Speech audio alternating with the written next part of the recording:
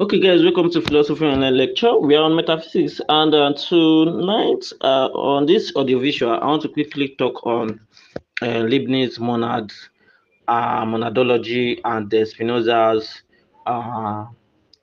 substance, attribute, and modes. Now, when we talk about what exists to Leibniz, the ultimate thing that exists is are called monads. Okay, now monads are could be likened to atoms, okay, but monads, unlike atoms, are not material objects, okay. You know, atoms are the smallest unit, okay. Now, to to Leibniz, what actually exists are monads, okay. Now, monads are not material things, okay. They are unique entities that exist. They are dynamic, they are spaceless, they are timeless, okay. And the uh the absolute monad is called God, okay, to Leibniz. Now, God is the monadom, okay, and is responsible for these other monads that we have in existence, okay.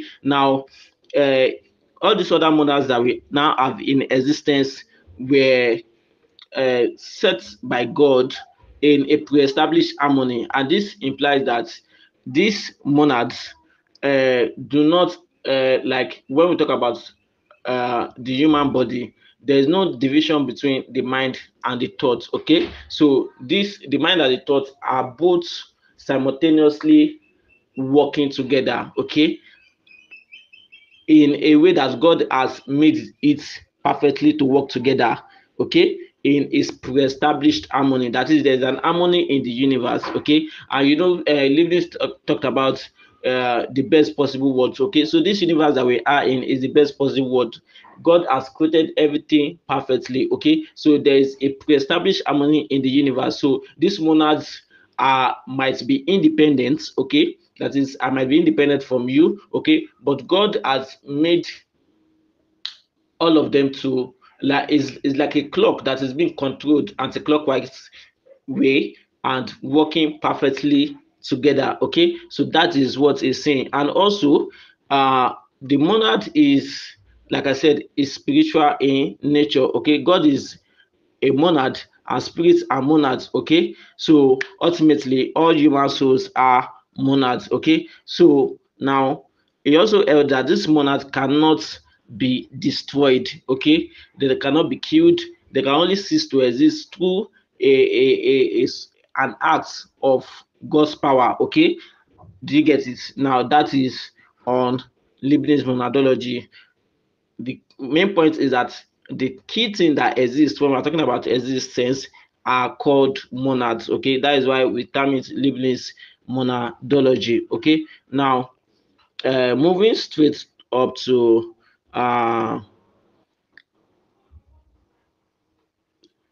Spinoza metaphysics, which is all about uh, substance, modes, and attributes.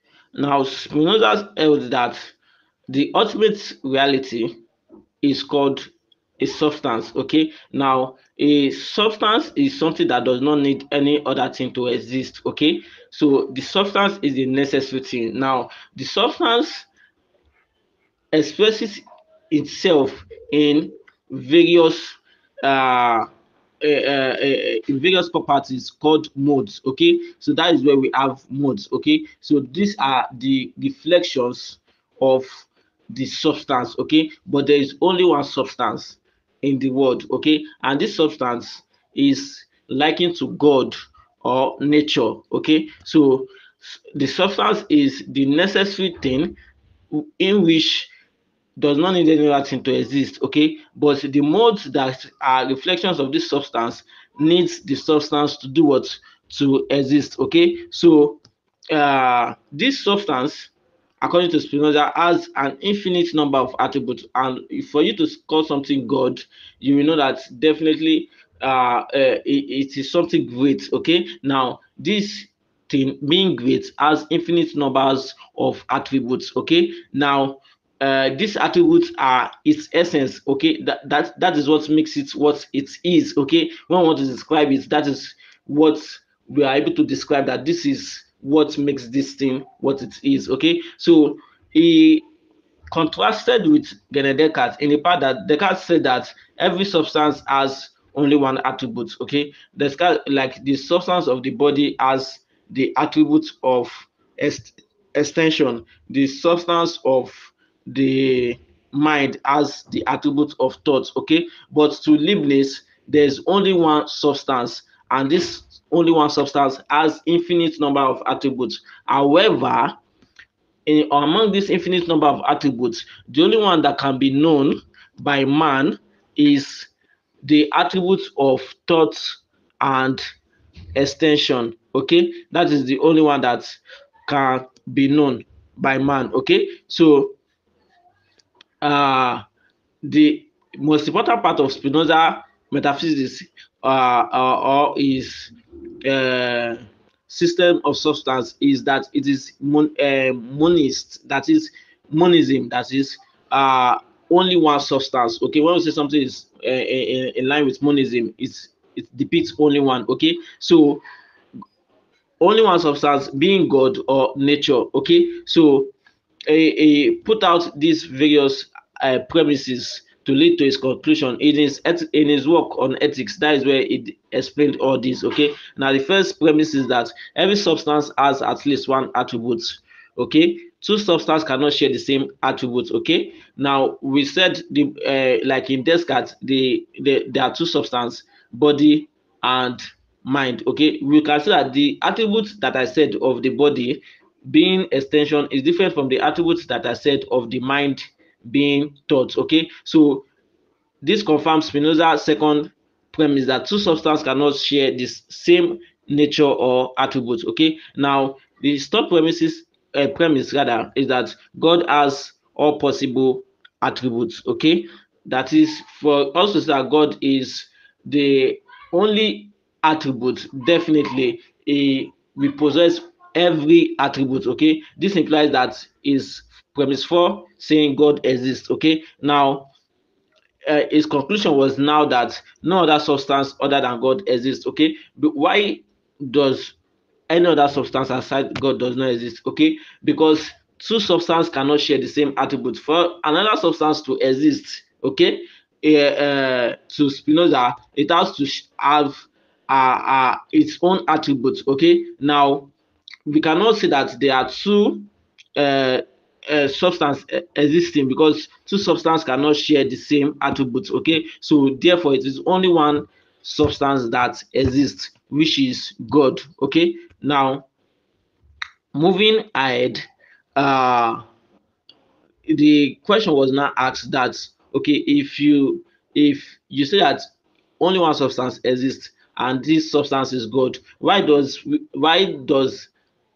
out of this substance, out of its attributes, why do we have infinite number of uh modes, finite modes? Okay, at coming being a reflection of this substance. Okay, now finite modes means what?